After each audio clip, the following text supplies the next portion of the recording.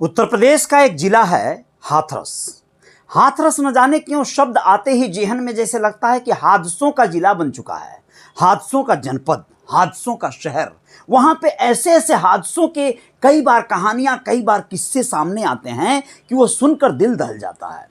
कभी किसी दलित युवती के साथ वहां पे सामूहिक बलात्कार होना, कभी किसी का घर जला देना, कभी किसी का एक्सीडेंट होना, न जाने कितने सारे न्यूज हर महीने वहां पे सुनाई ही पड़ते हैं दोस्तों। इस बार जो न्यूज आई है हाथरस से, वो बहुत ही ज्यादा खतरनाक है, बहुत ही ज्यादा दुखद है। नमस्कार, अजय साहनी स्टार हूं मैं और रियल रिपोर्टर न्यूज स्टार पे बताने जा रहा हूं उस बगला पीजी कॉलेज का वह खतरनाक कांड, वो खतरनाक किस्सा जो हाथरस में है, जो कि 1958 से स्थापित है और वहां पर बहुत सी डिग्री, बहुत सी विषयों की पढ़ाई होती है। बीकॉम, बीए और तमाम तरह के ऐसे विषय पढ़ाए जाते हैं। भूगोल, जी हाँ, भूगोल के एक विभागाध्यक्ष ने जो वहां पे कृत्य किया है, जिसका नाम है प्रोफेसर डॉक्टर रजनीश कुमार। वैसे तो इस शख्स की जाति का पता नहीं चल पाया, वरना मैं सही में इसकी जाति से इसको संबोधित करता। दुर्भाग्य है, लेकिन नीच और कुकर्मियों की कोई जाति नहीं होती है दोस्तों।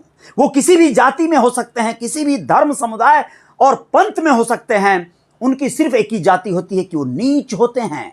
उनका जो स्वभाव होता है वो नीचता पे होता है। विगत 20 वर्षों से इस कॉलेज में वो भूगोल विषय का प्रोफेसर है, भूगोल का वह विभागाध्यक्ष है और उस अपने विभाग के साथ इसने कितना इंसाफ किया है आप लोग सुनेंगे, सुन चुके होंगे तो हैरानी ही होगी। लेकिन दुर्भाग्य देखिए हमारे शिक्षा प्रणाली का, हमारे सिस्टम का, हमारी सरकारों का।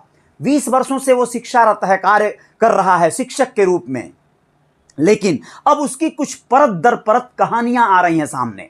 1 वर्षों से संघर्ष कर रही एक लड़की ने न जाने कितनी बार पुलिस में और अन्य सिस्टमों में कंप्लेन दर्ज कराया उसके खिलाफ। कंप्लेन क्या दर्ज कराया कि वह डॉक्टर रजनीश, सोचिए पीएचडी किया होगा, वो कितना मशक्कत, कितना कठिनाई से पढ़ाई करके अपने आप को प्रोफेसर बनाता है। आप लोगों को याद है क्या द्रोणाचार्य? आप लोगों को याद है वीर एकलव्य? एक ऐसा युवक जो सिर्फ जो है अपनी शिक्षा पाने की लालसा में अपना अंगूठा ही कटवा दिया था और उसे गुरु दक्षिणा में वो मांगा गया था।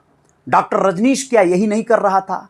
बच्चियों को वह लालच दे रहा था, नंबर बढ़ाने का वह लालच दे रहा था, डिग्रियां दिलाने का लालच दे रहा था, नौकरियां दिलाने का। और उनके साथ जो वो दक्षिणा ले रहा था, क्या वो दक्षिणा एक गुरु को लेना चाहिए? क्या एक गुरु ऐसा होना चाहिए? क्या उसे इस देश में अब ये कहां चले गए जो लोग छोटी छोटी बातों में बड़े बड़े आंदोलन खड़ा कर देते हैं? क्यों नहीं रजनीश जैसे लोगों को बीच सरेआम रोड पे, चौराहे पे खड़ा होकर सजा दे दिया जाता है? अगर ऐसा होता तो काश कुछ लोगों को सबक मिलता, कुछ लोगों को प्रेरणा मिलती और सीख मिलता कि नहीं, ऐसा नहीं करना है इस देश में, तो कितना सुकून मिलता। सोचिए उन लड़कियों की वीडियो तक वो वायरल कर रहा है या करवा रहा है, या कोई गलती से कर दिया, लेकिन वीडियो बनी तभी तो वायरल हुई। और आप लोगों को दावे के साथ कह सकता हूं, विगत 20 वर्षों से वो ये कुकर्म किए जा रहा था। 20 वर्ष पहले सबके पास एंड्रॉइड या आईफोन जैसे स्मार्ट मोबाइल फोन नहीं थे, तो ये वीडियो नहीं बन पा रही थी। लेकिन उसके अंदर जो लालसा प्रबल होती गई, टेक्नोलॉजी को वो जो समझते गया, धीरे धीरे सोचिए उसने क्या किया होगा। और जब ये कोई कैमरा, कोई फोन नहीं रहा होगा, तब क्या उसने ऐसा नहीं किया होगा? आप लोगों को पता ही होगा कि बच्चियां बहुत सी पहले संकोची स्वभाव की होती थी, अब क्रांतिकारी होने लगी हैं। सोशल मीडिया के युग में जागृति अब आई है। ये देखिए उसकी लीला, ये तमाशा करने वाला वो शख्स किस तरह से बच्चियों के साथ 69 वीडियोज और फोटोज वायरल हुए हैं दोस्तों। 69, जी हां, अभी कितना नहीं हो पाया है वो सोचिए। 20 वर्षों में उसने ये कुकर्म किया है। कितने 100 बच्चियों के साथ क्या क्या किया होगा। आप लोग इसी शिक्षा के मंदिर को शर्मसार करने वाले इस महान आत्मा के बारे में क्या कहेंगे, आप लोग स्वयं सोचिए।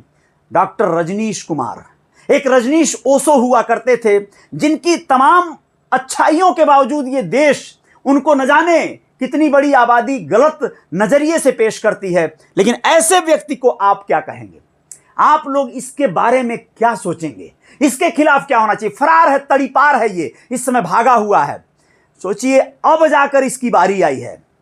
1 वर्ष से एक लड़की प्रयासरत थी, अब जाके वो महिला आयोग में जो है अपनी शिकायत दर्ज कर पाई है और वहां से जब दबाव आया है तो पुलिस वाले इस पे कार्रवाई किए हैं। प्रिंसिपल महोदय जो यहां पे अभी अभी कार्यरत हुए हैं थोड़े दिन पहले, वो बता रहे हैं कि संज्ञान में तो मैटर आया था लेकिन हम लोग इस पर ध्यान नहीं दे पाए क्योंकि किसी ने मुंह नहीं खोला। उस बच्ची का जब हम लोगों ने पता लगाया कि जिसने कंप्लेन किया था, दर्ज कराया था, तो उस बच्ची ने ना बोल दिया। अरे ना नहीं बोलती तो क्या मरती? ये वो शख्स है जिसने क्या किया है, सुनिए। क्यों कर रहा था ये वीडियो रिकॉर्डिंग, क्यों बना रहा था बच्चियों के साथ अश्लीलता की ये वीडियो? इसलिए बना रहा था कि उन बच्चियों के साथ जब जी चाहे तब खेल सके, उसी वीडियो को दिखाकर। इन वीडियोस में वो पूरा प्लानिंग से शूटिंग कर रहा है दोस्तों, और ध्यान से देखिए उसके IQ, उसका जो आई कांटेक्ट है बाकायदा मिल रहा है। कैमरे में देख देख के ये मस्ती कर रहा है। ये इसलिए कर रहा था कि इसे अंदाजा नहीं था कि कभी ऐसा भी दिन आएगा कि इसकी मोबाइल कभी चेक की जाएगी, ये वीडियोस किसी और के हाथ लगेंगे, और ये वीडियोस जब नहीं लगेंगे तो ये क्या करेगा कि जब जिस लड़की को चाहेगा उस छात्रा को बुला लेगा, ये दिखाकर कि देखो तुम्हारी वीडियो मेरे पास है। और यही ये किया भी होगा।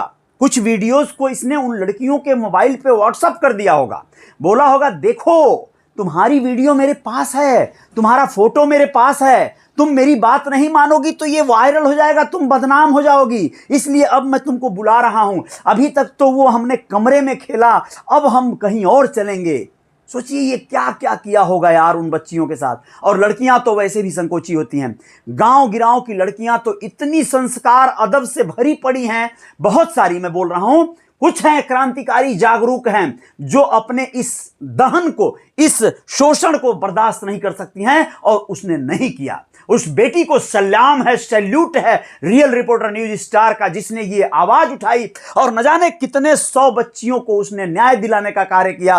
और इतना बड़ा कांड और कुकर्म करने वाले इस शिक्षा के मंदिर में बैठे विषैले इस विषधर को, ये प्रोफेसर कहे जाने वाले, डॉक्टर की डिग्री पाने वाले इस नामर्द नपुंसक व्यक्ति को इसने आज जो पर्दाफाश किया है, इसको क्या सजा मिलनी चाहिए आप लोग सोचिए। लेकिन ये देश हमारा है, नहीं मिलेगा सजा, लिख के ले लो आप, बिल्कुल लिखित में ले लीजिए, आज ही बता दे रहा हूं। ये पकड़ा भी गया, अच्छा खासा कुछ पैसे भी खर्च करेगा ये, क्योंकि इसके पास मोटा पैसा होगा। और ये वहां का रसूखदार व्यक्ति है दोस्तों, 20 साल से उस कॉलेज में सोचिए कार्यरत है। किस बिहाफ पे वहीं पर ये जमा हुआ है, नाग बनकर, कुंडली मारकर। सोचिए क्या इसकी रसूखदारी होगी वहां पर। ये जिस कमरे में लड़कियों के साथ अभद्रता कर रहा है, क्या वहां पर किसी की नजर नहीं जाती थी? क्या उस समय कोई वहां एंट्री नहीं मारता था? दरवाजा लड़कियों के जाने के बाद ये बंद करके कैसे वहां पे 10 मिनट, 1 घंटा, आधा घंटा उनके साथ बिताया होगा? इतना ध्यान किसी ने कैसे नहीं दिया? कितना वहां पे उसका वर्चस्व होगा, आप लोग अंदाजा लगाइए दोस्तों। सीधे साधे इस देखने वाले इस नामाकुल को आप लोग पहचानिए, महसूस करिए, और सोचिए इसके साथ क्या होगा। कुछ नहीं, नथिंग, जीरो। क्यों? क्योंकि बहुत सी बच्चियां, बहुत से गार्जियन, पेरेंट्स, माता पिता अपनी बच्चियों को बोले भैया ना दादा, ब्याह शादी ना हुई बेटी, मुंह काला हो जाएगा, एकदम मुंह मत खोलना बोल के बेटियों को लोग रोक देंगे, इसके खिलाफ गवाही नहीं देने देंगे, इसके खिलाफ कंप्लेन ही नहीं दर्ज होगा भाई। यस, जो लोग पीड़िता हैं वो लोग खुल के सामने ही नहीं आएंगी। और एक बेटी अदना सी लड़के क्या करेगी? कुछ दिन लड़ेगी, मार दी जाएगी, रोड एक्सीडेंट में कहीं भी तबाहो बर्बाद कर दी जाएगी, गवाह खत्म, न्याय खत्म।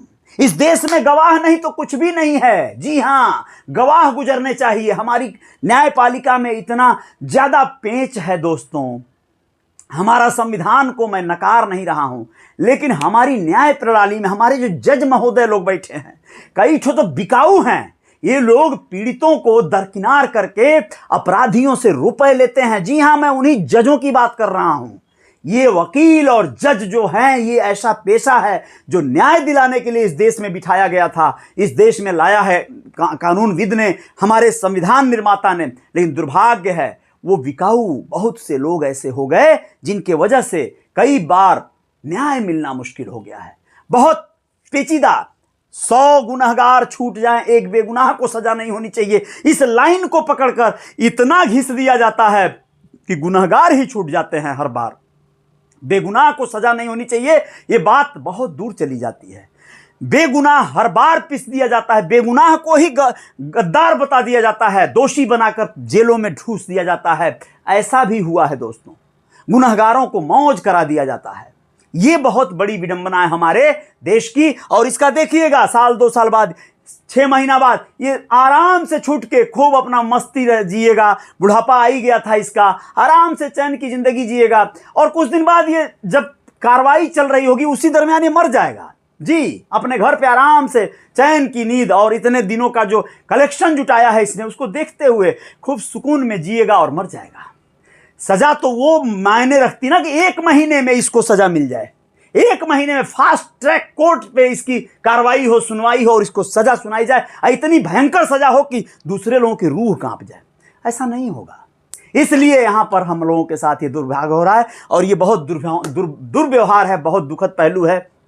इस कॉलेज में जो ये घटिया कृत्य किया है, ऐसे न जाने कितने शिक्षा के संस्थानों में ये कार्रवाइयां चल रही हैं, वो पकड़े नहीं गए तो उनका कॉलर टाइट है, वो बहादुर बने हुए हैं, और जो पकड़ लिया गया है वो भाई ठीक है, हम लोग उसके खिलाफ चिल्ला रहे हैं। लेकिन बहुत से ऐसे नाग ऐसा कार्य कर रहे हैं और बच्चियां नहीं बोलती हैं भाई। बहुत सी बच्चियां हैं, 100 में 200 में 500 में, कभी कभी एक बच्ची अब वहां से आवाज उठाई और वो भी साल भर बाद उसका बारी आया, उसके पत्र पे कार्रवाई होने का नंबर आया। सोचिए साल भर में कितने दिन होते हैं, कितने बच्चियों के साथ क्या क्या खिलवाड़ हुआ होगा।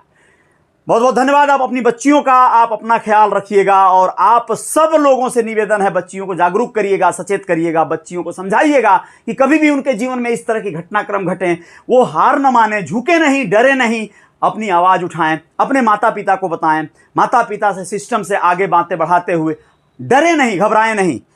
अभी भी कानून है, देर ही सही लेकिन न्याय दिलाना होगा। नहीं भी न्याय मिला तो आवाज तो बुलंद होगी, देश का एक तबका आपके साथ होगा। जय जयकार जारी रहेगी। नमस्ते, आएंगे फिर से कुछ और खबरों के साथ। जय हिंद, जय भारत।